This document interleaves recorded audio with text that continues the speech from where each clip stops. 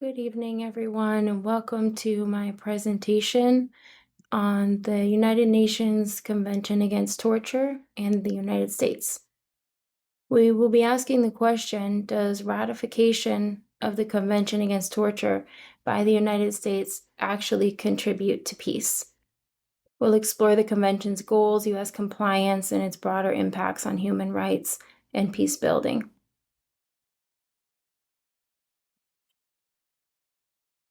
Let's just begin with a few foundational definitions for clarity.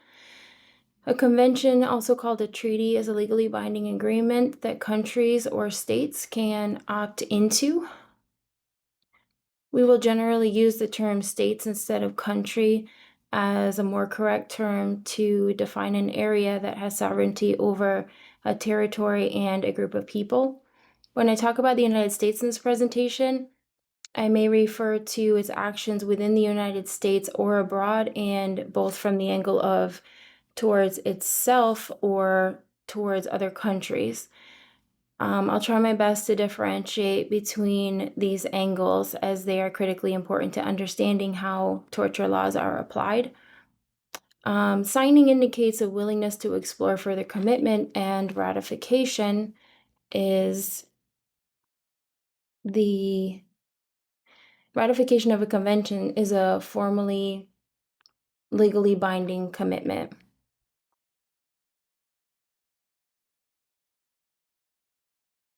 The Convention Against Torture aims to prevent torture worldwide and obligates states and implements preventative measures. The United States ratified this convention in 1994, but it did so with certain reservations, understandings, and declarations, also known as RUDs. Our core question is whether the act of ratification alone contributes to peace. Although the United States ratified the convention, they did so by first using significant RUDs. RUDs are formal statements made by a member state when ratifying a treaty to clarify, limit, or interpret its legal obligations under that treaty. Now, let's take a little closer look at the RUDs asserted by the United States. So, the United States use RUDs kind of like legal caveats that allow states to interpret or limit their obligations within a treaty. But the Vienna Convention of the Law of Treaties set guidelines for what RUDs should and should not be allowed. Section 2, Article 19, subparagraph 3 of the Convention states that if the RUD attached to the treaty falls outside of or defeats the purpose of the treaty, then it should not be allowed. However, definitions for which RUDs fall outside of the convention or potentially nullify it have not been defined by the International Court of Justice or any other international body to date. So the United States attached the following RUDs to the convention. That one, it would use the Constitution of the United States as the basis for torture law rather than international law. Two, to state that torture must be intentional, which by definition omits cases of neglect or recklessness. 3, must meet one of these 4 specific acts listed here on this slide. And 4, that the U.S. courts cannot be sued based on the based on the Convention Against Torture. The UN Committee lacks direct enforcement power and relies on cooperation to apply its conventions and laws, which raises questions about how effectively the obligations are implemented, especially by powerful member states. However, in the United States, the Supremacy Clause of the Constitution states that the laws of the United States and all treaties made shall be the supreme law of the land, leading scholars to both argue for and against the validity of non-self-executing treaties and RUDs. This slide shows an overview of the U.S. laws related to torture, including the Anti-Torture Act and the Torture Victim Protection Act, While these laws are significant, they are narrow in scope and often depend on the domestic interpretation, which limits the intended reach and application of the Convention Against Torture. Numerous cases of torture by the United States have come to light, even since ratification of the Convention in 1994. Many of these cases were revealed accidentally due to unforeseen circumstances and not through routine inspection and reporting on conditions regarding victims and detainees. When the U.S. promotes human rights abroad, it often uses the Convention Against Torture as its standard. This has damaged the United States' credibility regarding human rights and torture when domestic practices contradict international practices and advocacy. Distrust, both domestic and abroad, results from undermining international human rights standards, the perceived double standard, and a history of poor moral leadership. Within the United States, the Convention Against Torture has influenced certain laws and legal practices. However, the impact has not been uniform, and prosecution under the anti-torture statutes remains rare. Let's look at some of the information available about the use of torture or proposed use by the United States, especially since 1994, on this slide. These are known torture methods used by the United States, including stress positions, sexual abuse, beatings, sleep deprivation, and others that violate international torture law. Next, we're going to look at some more specific events in some detail. Despite ratification of the Convention Against Torture, United States officials engaged in torture, possibly most notably during the Iraq invasion. These events challenge the idea that ratification can prevent abuse and foster peace. The situation in the Abu Ghraib prison first came to light to the public eye in 2003. The prison was located near Baghdad, inside a combat zone. A mortar strike hit the prison from outside, causing death and injuries to over 30 people, but resulting in external attention that eventually led to investigations on the treatment of the detainees. Here is a case looking at these two specific soldiers who were also stationed in Abu Ghraib. They were low-ranking soldiers and some of the few who were charged and convicted of any crimes.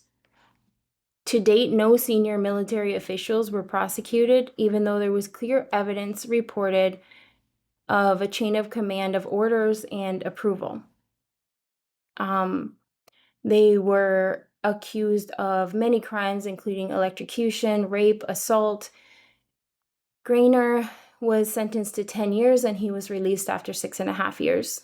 England, on the left here, was sentenced to 10 years originally, reduced to 3 years, and paroled after 17 months.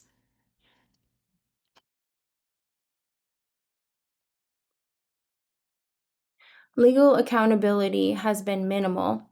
In this case, we can see an attempt to hold officials accountable, but it can be sabotaged when the when the Office of Professional Responsibility finds misconduct, but the DOJ reversed the findings and blocked any further action of disbarment. Domestic and international limitations continue to prevent meaningful prosecution, especially of high-level officials.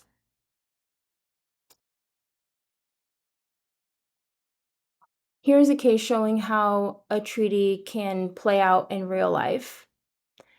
Fearing for his arrest as a war criminal, former President Bush canceled a trip to Switzerland after criminal complaints were filed against him. While no prosecution occurred, this case just shows how universal jurisdiction can pressure states even when domestic accountability fails. This also shows the role of civil society in pushing for accountability and awareness. Their work often supports positive peace by advocating for justice and systemic reform.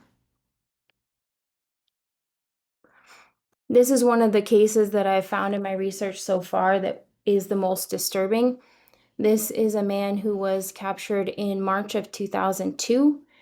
He was used like a guinea pig for the newly approved torture methods.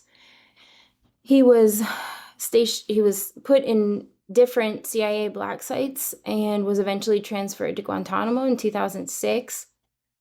He's determined to be a case of mistaken identity in 2014, but he still remains in Guantanamo despite having never been charged. It's been over 20 years now, and evidence for his torture has been legally and intentionally destroyed by the United States.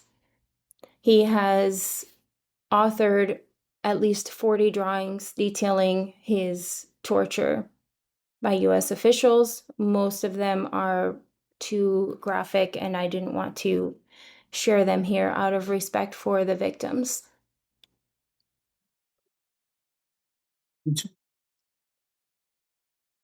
Monitoring the Convention Against Torture and its compliance in the US.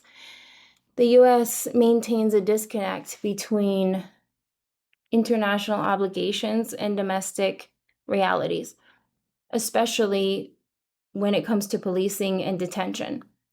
Torture definitions are not consistently applied.